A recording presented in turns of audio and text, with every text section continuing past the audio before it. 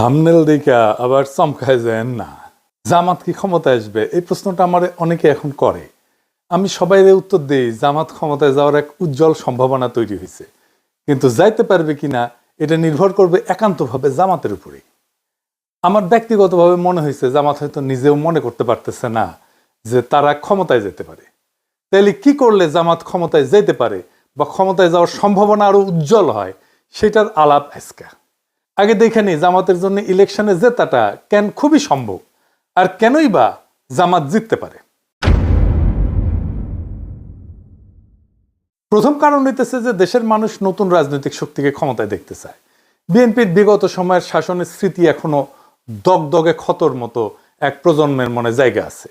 আইন শৃঙ্খলার অবনতি, 64 জেলায় বোমা হামলা, বাংলা ভাইয়ের উত্থান, পরপর 5 বার দুর্নীতিতে চ্যাম্পিয়ন, আর 2001 সালে নির্বাচনের পরে তো হিন্দু সম্প্রদায়ের উপরে যে বিভৎস নির্যাতন চালাইছিল বিএনপি, ওইটার কথা নাই বলি। আজকে অনেক কিছুই বলি না, জাস্ট মায়া কইরা, কিন্তু মায়া করার সময় শেষ, বলতে হবে এখন সবই। এই সপ্তাহে একটা প্রজন্মের মনে জল জ্বলে। এছাড়াও বিএনপির রাষ্ট্র চালানোর অদক্ষতা ছিল প্রকাশ্য। ক্ষমতার একাধিক কেন্দ্র তৈরি হয়েছিল, তাইওয়ানে অফিস খুলতে দিছে বাণিজ্য মন্ত্রী, আর কেউ জানে না। বিএনপির আমলে এমপিদের দৌড়ানি দিল পাবলিকে। দুনিয়াতে পানি আর বিদ্যুৎ নিয়ে আন্দোলন হয়েছিল, একটা বিশাল বড় আন্দোলন। ওইটি আন্দোলন ঠেকাইতে গেছে সালাউদ্দিন এমপি, বিএনপির ওই এলাকার। পাবলিকের দিছে দৌড়ানি, সে দৌড়ে যান বাঁচেছে। ওর নাম হয়েছিল দৌড় সালাউদ্দিন।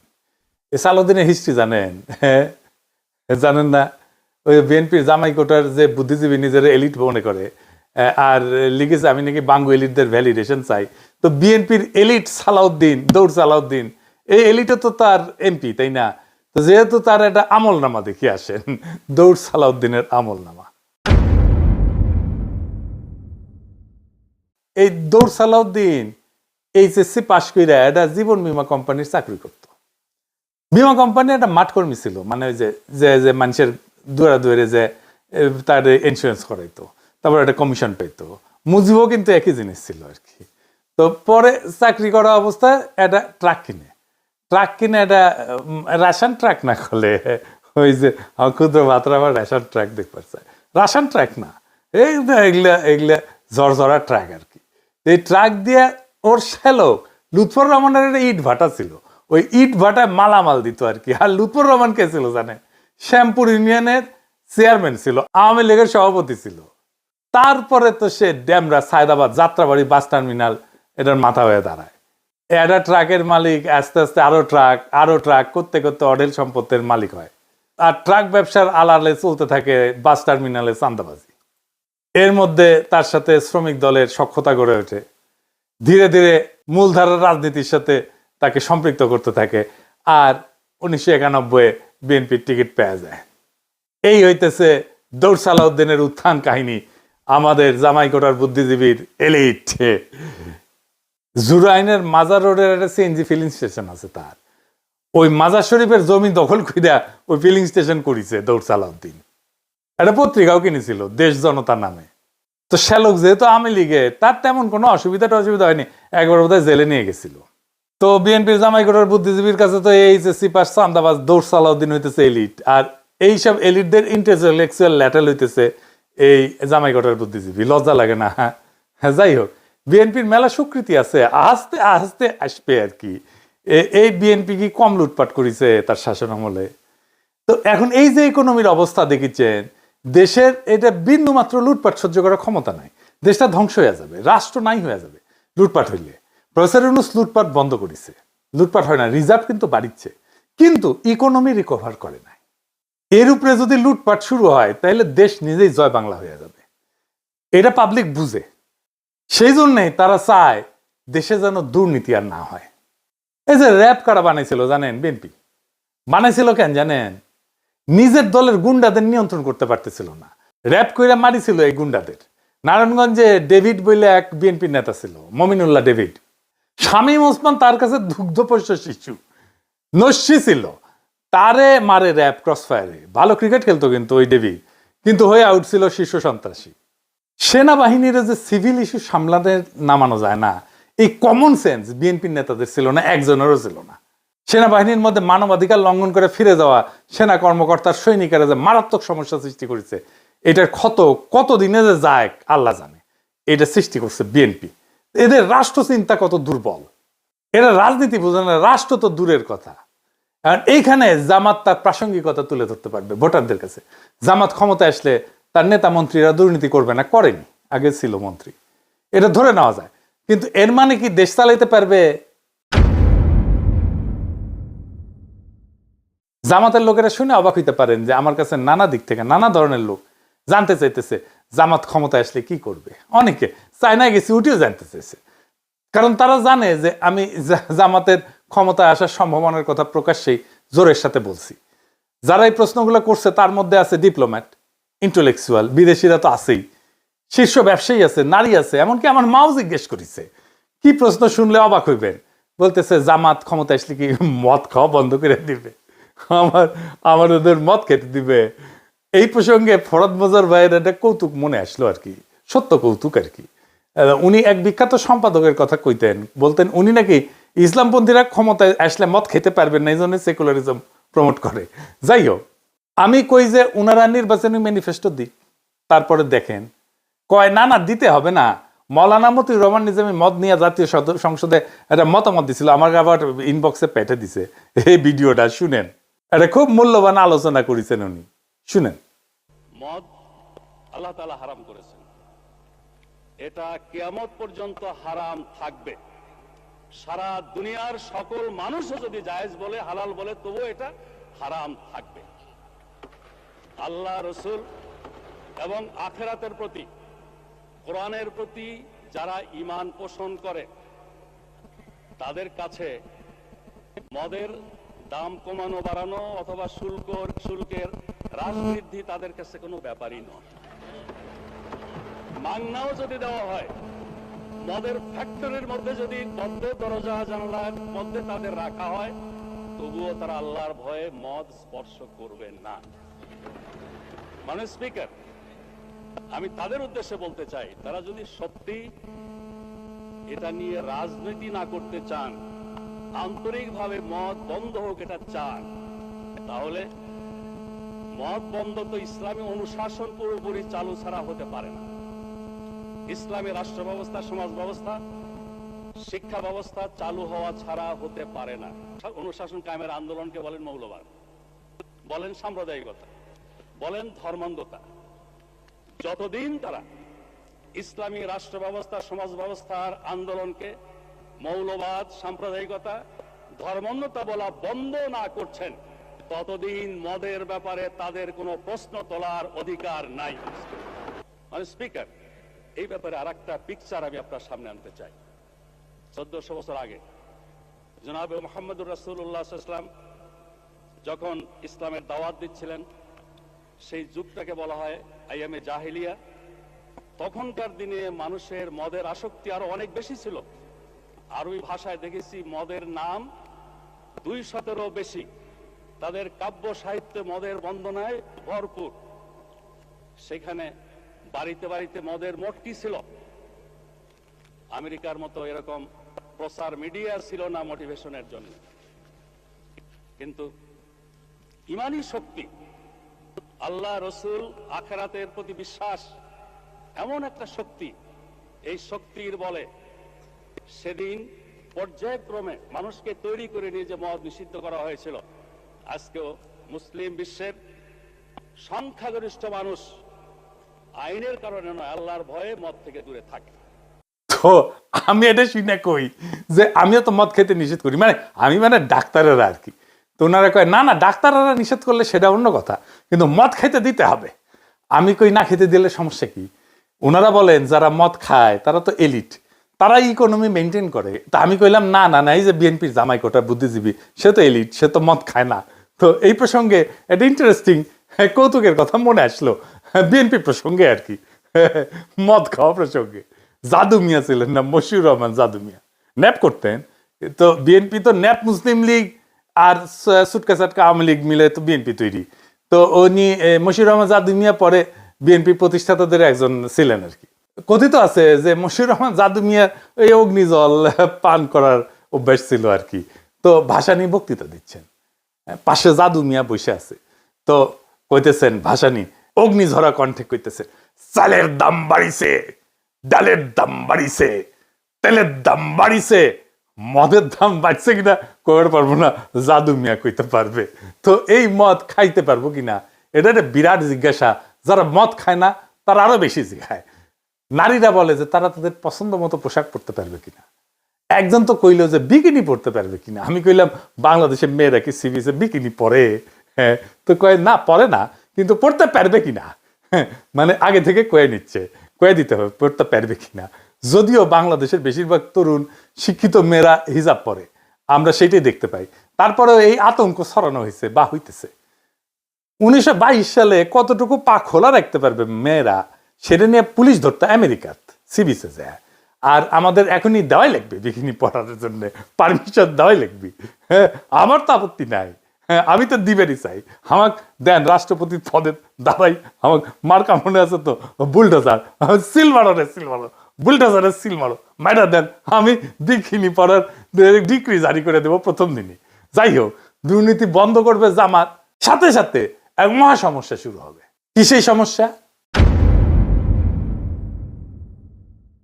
মহারাজ, বিশাল সমস্যা। এই যে রাষ্ট্রযন্ত্র, তার প্রত্যেকটা নাট বল্টু দুর্নীতিগ্রস্ত, চেয়ার টেবিল পর্যন্ত ঘুষ খায়। যেই আমলাতন্ত্রের উপরে সে বৈশা রাষ্ট্র চালাবে সেটাই তো করাপ্ট, আগা পাঁচতলা করাপ্ট। ব্যাংক থেকে লোন নিতে গেলে ব্যবসা প্রতিষ্ঠানগুলোকে ঘুষ দিতে হয়, ব্যাংকের এমডি কে, বোর্ড মেম্বারদেরকে। যে লোন নিবে সে তো কাস্টমার, তারাই তো তেলাবে ব্যাংক। তা না, উল্টা যে সেল করিচ্ছে সেই তেলা, সে তারই কাস্টমার তেলাইতেছে। এটা কেমনে ম্যানেজ করবে জামাত? এটার একটা সিস্টেম লাগবে। এই সিস্টেম ওদের মাথায় আছে কিনা কে জানে। জামাতের মন্ত্রিসভা কেমন হবে? নারী মন্ত্রী থাকবে কিনা, কয়জন থাকবে? জামাতের সুরাতেও তো নারী সদস্য নয়। জামাতের কিন্তু একটা আলাদা নারী সংগঠন আছে যার নাম হচ্ছে বাংলাদেশ মহিলা জামাত ইসলাম। তো এটা 1970-এর দিকে এটা গঠিত হয়েছে। তো মহিলা জামাত দলীয়ভাবে আলাদা সংগঠন, কিন্তু কিন্তু কেন্দ্রীয়ভাবে জামাতের নেতৃত্বাধীন। তার মানে তাদের নিজস্ব আমিরা বা সভাপতি থাকেন, কিন্তু দলীয় নীতিগত সিদ্ধান্তের চূড়ান্ত কর্তৃত্ব পুরুষ নেতৃত্বের হাতে। তার মানে সিদ্ধান্ত গ্রহণের নারীদের সরাসরি অংশগ্রহণ নাই জামাতের। এটার একটা ফয়সালা দিতে হবে জামাতকে। কেমনে? এটা পরে আমি কিঞ্চিত একটা হিন্টস দেব। এর পরের ইস্যুটা জামাতের ঐতিহাসিক রাজনৈতিক ভুল নিয়ে। আমি আগেও বলছি, এখন বলি, জামাতের রাজনৈতিক ভুলগুলা কেন হয়েছে তার কোনো গ্রহণযোগ্য ব্যাখ্যা দাঁড় করাতে পারে না জামাত। সেই পাকিস্তান সৃষ্টির আন্দোলনে জিন্নার বিরোধিতা, জমিদারি উচ্ছেদের বিরোধিতা করা, 1971-এ স্বাধীন বাংলাদেশের অভ্যুদয়ের বিরোধিতা করা, এটা কোনো গ্রহণযোগ্য ব্যাখ্যা দাঁড় করাতে পারে নাই জামাত। হাসিনার মতো বললে হবে না যে অতীতের ভুল ত্রুটি ক্ষমা সুন্দর দৃষ্টিতে দেখিয়া আওয়ামী লীগকে একবার দেশ সেবার সুযোগ দিন, এটা কইলে হবে না। ফিলোসফিক্যালি আর একটা সমস্যা আছে জামাতে। সেটা কি? ফিলোসফিক্যালি জামাতের রাজনৈতিক দর্শন দাঁড়ায় আছে মাওলানা মওদুদির উপরে। মাওলানা মওদুদি একজন দুর্দান্ত মেধাবী পলিটিক্যাল থিঙ্কার এবং ফিলোসফার, কিন্তু উনি তো সমাজতন্ত্রের পতন দেখে যাননি, উনি তো ওয়ার অন টেরর দেখেন নাই, উনি তো সারা দুনিয়া জুড়ে ইসলাম বিদ্বেষ দেখেন নাই, উনি তো ইসলাম কোপানো দেখেন নাই, উনি ডেমোক্রেসির সংকট দেখেন নাই, সোশ্যাল মিডিয়ার পাওয়ার দেখেন নাই, আর্টিফিশিয়াল ইন্টেলিজেন্স দেখেন নাই। তাই ওনার চিন্তার একটা রিভিউ দরকার আছে, নতুন দিনের মতো করে সাজানোর দরকার আছে। সেটা কি করছে জামাত? করে নাই। আমরা কেউ কেউ বলছেন জামাতের মন্ত্রিসভা কেমন হবে, কারা জামাতের ফেস হইয়া সাধারণ মানুষের দুনিয়ার সাথে ডিল করবে। ডাক্তার শফিক সাহেব কি ডিল করবে? মানে হাসিনা নেতা হইতে পারবে কিন্তু ডাক্তার শফিক হইতে পারবে না, যেহেতু ওনার মুখে দাঁড়িয়ে আছে আর মাথার টুপি আছে। পাবলিকে ভোট দিলেও পারবে না, ডেমোক্রেটিক্যালি একটা ইলেকশনে জিতে আসলেও পারবে না। মজা আর কি। আর একটা ইস্যু হইতেছে যে কেউ কেউ মনে করতেছে জামাত আসলে একটা অ্যান্টি হিন্দু রাজনীতি করবে। এই ইস্যুটারে জামাত বুদ্ধিমত্তার সাথে মোকাবেলা করতে পারে না, এখনো পারতেছে না। সে হিন্দু সম্প্রদায়ের সাথে এনগেজ কিভাবে হইতে হবে সেটা ধরতে পারে না। একবার জামাতের হিন্দু শাখা করে এইভাবে, আর একবার গোবিন্দ প্রামাণিকের হাত ধরে। আপনারা এখানে এসেছেন জামাতুল ইসলামের ডাকে। জামাতুল ইসলাম শুধুমাত্র একটা রাজনৈতিক দল নয়, এটা একটা ইউনিভার্সাল ইউনিভার্সিটি। আপনারা এখানে আসেন, শিক্ষা লাভ করেন, নীতি শিক্ষা নেন, আদর্শ শিক্ষা নেন, এবং কিভাবে ধর্ম অনুযায়ী দেশ নিজের জীবন পরিচালনা করা যায় এবং দেশ পরিচালনা করা যায়, আপনারা সেই শিক্ষা লাভ করেন। তো জামাত না মাঝে মাঝে গোবিন্দ প্রামাণিকের হাত ধরে ওই গাওয়া শুরু করে, আমার হাত ধরে তুমি নিয়ে চলো সখা, আমি তো পথ চিনি না, কইয়া মারের দৌড়। যে অখণ্ড ভারতের সৈনিক RSS এর পান্ডা গোবিন্দ প্রামাণিকের হাত ধরিয়া। এটা ইসলামী দলের হিন্দু শাখা হইতে পারে না, ফুল স্টপ। কাঁঠালের আম সত্য হয় না রে ভাই। এই সিম্পল জিনিসটা জামাত না বুঝলে কেমনে হবে? তাহলে কি করবে সে, কিভাবে এনগেজ হবে হিন্দু সম্প্রদায়ের সাথে? আমি বলবো কোনো কিছু করার আগে একটা ইন্ডিপেন্ডেন্ট রিসার্চ অর্গানাইজেশন দিয়া হিন্দু বৌদ্ধ সম্প্রদায়ের মধ্যে মানে মাইনরিটিদের মধ্যে জামাতের প্রতি নেট ট্রাস্ট স্কোর মাপা, এটাই হবে জামাতের হিন্দু সম্প্রদায়ের মধ্যে গ্রহণযোগ্যতার মাপকাঠি। এখন এই নেট ট্রাস্ট স্কোর এই জিনিসটা কি আসেন এটা বুঝে দেখি। এটা একটা সহজ মাপ, মানে মানুষ জামাত ইসলামকে কতটা বিশ্বাস করে আর কতটা অবিশ্বাস করে তার পার্থক্য কিভাবে মাপা যায়। ধরা যাক 100 জন হিন্দু বা মাইনরিটি নাগরিককে জিজ্ঞেস করা হইলো, আপনি কি মনে করেন যে জামাত এখন সংখ্যালঘুদের নিরাপত্তা এবং মর্যাদা রক্ষা করতে চায়? তাদের উত্তরে যদি 50 জন বলে হ্যাঁ বিশ্বাস করি, 30 জন বলে না অবিশ্বাস করি, 20 জন যদি নিরপেক্ষ থাকে, তাইলে হিসাবটা হচ্ছে নেট ট্রাস্ট স্কোর হবে 50 - 30 = 20। অর্থাৎ নেট ট্রাস্ট স্কোর হচ্ছে +20। মানে মানুষ এখন মোটামুটি বিশ্বাস করতে শুরু করছে। যদি উল্টাটা হয় মানে 30% বিশ্বাস করে আর 50% যদি অবিশ্বাস করে, তাহলে স্কোর হবে কত? 30 - 50 মানে -20। মানে মানুষের এখনো সন্দেহ আছে। এইটার গুরুত্ব হইতেছে স্কোর দিয়ে বোঝা যায় যে হিন্দু সম্প্রদায়ের মধ্যে জামাতের প্রতি আস্থা বাড়তেছে না কমতেছে, কোন জেলায় কাজ ভালো হইতেছে, কোন ধরনের কাজ করলে মানুষ সত্যিকারের বিশ্বাস পাইতে শুরু করবে। সহজ ভাষায় বললে নেট ট্রাস্ট স্কোর হইতেছে জামাতের প্রতি মানুষের মনোভাবের তাপমাত্রা। গরম মানে আস্থা, ঠান্ডা মানে অবিশ্বাস।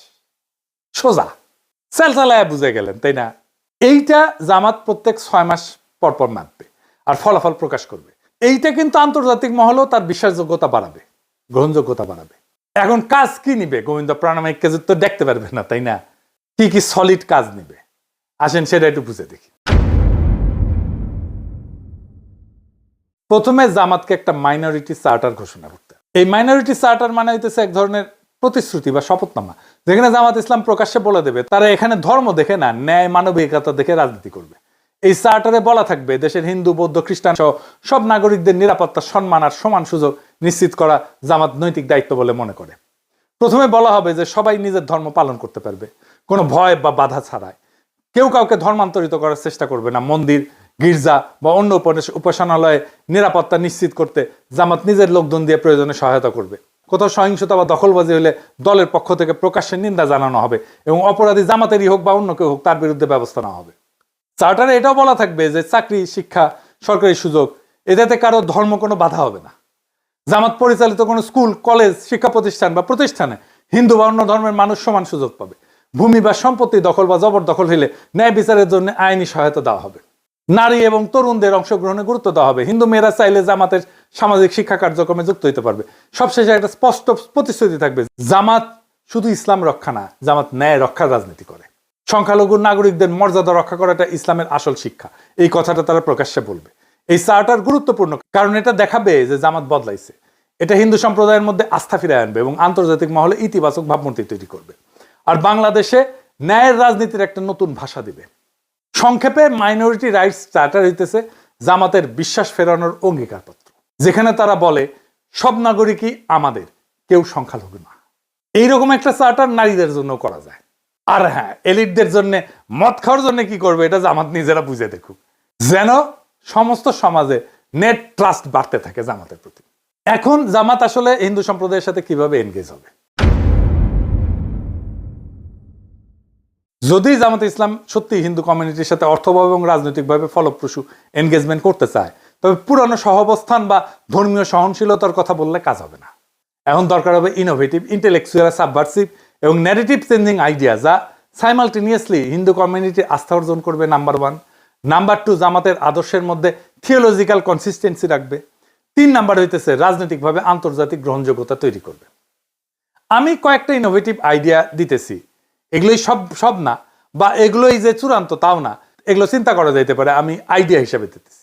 এইগুলো আমার মতে বাস্তবে প্রয়োগযোগ্য এবং কৌশলগতভাবে গেম চেঞ্জার হইতে পারে, আর হিন্দু সম্প্রদায়ের সাথে পলিটিক্যালি জামাত যুক্ত হইতে পারবে। নাম্বার 1, কমন গুড পলিটিক্স বা ইসলামিক ভাষায় নাগরিক সংহতি। জামাত একটা শরিকুল খায়র বা শেয়ার্ড গুডনেস অ্যালায়েন্স করতে পারে, এই নামে নতুন একটা ফোরাম তৈরি করতে পারে। যেখানে হিন্দু সম্প্রদায়ের লোকজন, শিক্ষক, চ্যারিটির লোকজন, দাতব্য সম্প্রদায়ের লোকজন, মাদ্রাসা শিক্ষক, স্থানীয় মুসলিম নেতারা যৌথভাবে কাজ করবে। কিসের জন্য কাজ করবে? সামাজিক ইস্যুতে কাজ করবে। যেমন ধরেন নিরাপদ পানি, স্যানিটেশন, শিক্ষা, পরিবেশ, দারিদ্র দূরীকরণ, স্বাস্থ্য, এই সমস্ত বিষয় নিয়ে কাজ করবে। তার ফলে নৈতিক কাজকে কেন্দ্র করে একটা রাজনৈতিক একতা তৈরি হবে। একটা ইন্টারেস্টিং কাজ করা যায়। যেমন ধরেন ফেইথস অফ বেঙ্গল এই নামে ফেস্টিভ্যাল করতে পারে, উৎসব, ধর্মীয় ঐতিহ্যের একটা পুনর্দখলের ধারণা। যেমন স্থানীয় পর্যায়ে ফেইথস অফ বেঙ্গল নামে সাংস্কৃতিক উৎসবের আয়োজন করতে পারে, যেখানে হিন্দু, মুসলিম, বৌদ্ধ, খ্রিস্টান সব সম্প্রদায়ের যে কালচারাল অ্যাসেট, ধর্মের যে কালচারাল অ্যাসেট, সেইটা তারা প্রজেক্ট করবে, সেটা তারা দেখাবে। হিন্দু সম্প্রদায় কীর্তন করতে পারে, মুসলমান সম্প্রদায় মিলাদ করতে পারে, কাওয়ালি করতে পারে, খাবার থাকবে এখানে হিন্দু উৎসবের খাবার, মুসলিম উৎসবের খাবার, হিন্দুদের পোশাক, মুসলিমদের পোশাক, এগুলো প্রদর্শিত হবে। লক্ষ্য হবে আমাদের মিলিত সংস্কৃতি আমাদের রাজনীতিকে ছাড়াই গেছে, এই বার্তাটা দেওয়া। এইটা ইসলামের সামাজিক ন্যায়ের ধারণাকে সাংস্কৃতিক ভাষায় উপস্থাপন করবে। জামাতকে সংস্কৃতি বিরোধী দল বলেন না, এখান থেকে বের করে আনা যাবে এইটা করে। একাডেমিক স্তরে আর একটা কাজ করা যায়, যেমন ইন্টারফেথ থিঙ্ক সার্কেল। এইটা একাডেমিক স্তরে ন্যারেটিভ শিফটের কাজ করবে। কিন্তু যেমন জামাত একটা নীতিগত থিঙ্ক ট্যাঙ্ক তৈরি করতে পারে, বাংলাদেশ ইন্টারফেথ এথিক্স ফোরাম, যেখানে মুসলিম, ইসলামবিদ, হিন্দু পণ্ডিত এবং সমাজবিজ্ঞানীরা, তরুণ সমাজবিজ্ঞানীরা একসাথে কাজ করবে। যেখানে বিষয় কি হবে, যেমন নাগরিক ন্যায়, সামাজিক ন্যায়ের ধারণা, ইনসাফের ধারণা, বহুত্ববাদ, নৈতিক রাজনীতি, এই বিষয়গুলো নিয়ে তারা কাজ করবে, গবেষণা করবে। এইটা জামাতের একটা ইন্টেলেকচুয়াল ডিপ্লোমেসি হিসেবে কাজ করবে। বিশ্ববিদ্যালয়, মাদ্রাসা এবং আশ্রমের মধ্যে আলোচনা চালাবে। এর ফলে জামাতের বিরুদ্ধে থাকা ধর্মান্ধতা, অসহিষ্ণুতার এই যে বুদ্ধিবৃত্তিক চিত্র, এটা একেবারে ভেঙে যাবে। আর একটা অ্যাডিশনাল কৌশল করতে পারে, যেমন ধরেন ডিজিটাল ব্রিজ ফর মাইনরিটিস। যেমন জামাত একটা নিজস্ব ডিজিটাল প্ল্যাটফর্ম তৈরি করতে পারে, যেখানে সংখ্যালঘু নাগরিকরা তার অভিযোগ, ভয়, প্রস্তাব, শঙ্কা এগুলো জমা দিতে পারবে গোপনীয়ভাবে। প্রত্যেক 6 মাসে জামাতের নেতৃত্ব এটা প্রকাশ করবে মাইনরিটি রাইটস প্রোগ্রেস রিপোর্ট, এখান থেকে তথ্য নিয়ে। এইটা হবে বাংলাদেশের প্রথম ইসলামপন্থী দলীয় অ্যাকাউন্টেবিলিটি মেকানিজম টুয়ার্ডস মাইনরিটি। ক্ষমতা শুধু ভোটে আসে না, ক্ষমতা আসে বিশ্বাস থেকে, আস্থা থেকে, মানুষের হৃদয়ে জায়গা করে নেওয়া থেকে। জামাত যদি মানুষের এই আস্থার জায়গাটা বুঝে নিজেদের ভেতরে গোড়ামি, সংকীর্ণতার, আত্মরক্ষার দেওয়াল ভেঙে ফেলতে পারে, তাহলে বাংলাদেশের মানুষ একদিন বলবে এই দল বদলাইছে, এই দল দেশের জন্য কাজ করতে চায়। আজকের রাজনীতিতে সবচেয়ে বড় অভাব হচ্ছে বিশ্বাসযোগ্যতা। যেই দল এই বিশ্বাস ফিরে আনতে পারবে, যে দল মানুষকে ভয় না দেখায় তাদের ভবিষ্যতের স্বপ্ন দেখাইতে পারবে, তারাই ক্ষমতায় যাবে, তারাই রাষ্ট্র করবে। জামাতের সামনে সেই সুযোগ এখন সত্যিই তৈরি হয়েছে। কিন্তু দরজা খোলা মানে ভেতরে ঢোকা না। কিন্তু এই দরজায় ঢুকতে হইলে নিজেদের পুনর্গঠন করতে হবে, মানে নীতিতে, সংগঠনে, আচরণে। বাংলাদেশ এখন এমন এক মোড়ে দাঁড়ায় যেখানে ধর্মীয় রাজনীতির নাম শুনলেই অনেকে ভয় পায়। যদি জামাত সেই ভয়কে ভাঙতে পারে, যদি তারা দেখাতে পারে ধর্ম মানে বিভাজন না, ধর্ম মানে ন্যায়, ধর্ম মানে ইনসাফ, ধর্ম মানে ঐক্য, বহুত্বের মধ্যে ঐক্য, তাহলে একদিন তারা শুধু নির্বাচনে না, মানুষের হৃদয়ে জয়ী হবে। এখন সময় জামাতের জন্য ইতিহাসের সামনে দাঁড়ানোর, অন্যদের বদনাম দিয়ে না, নিজেদের পরিবর্তনের শক্তি দিয়ে প্রমাণ করার। বাংলাদেশে এখন ন্যায়ের রাজনীতি এখনো সম্ভব, ইনসাফের রাজনীতি এখনো সম্ভব। আর সেই রাজনীতি ইসলামের আলো থেকেই জন্ম নিতে পারে। ইনকিলাব জিন্দাবাদ।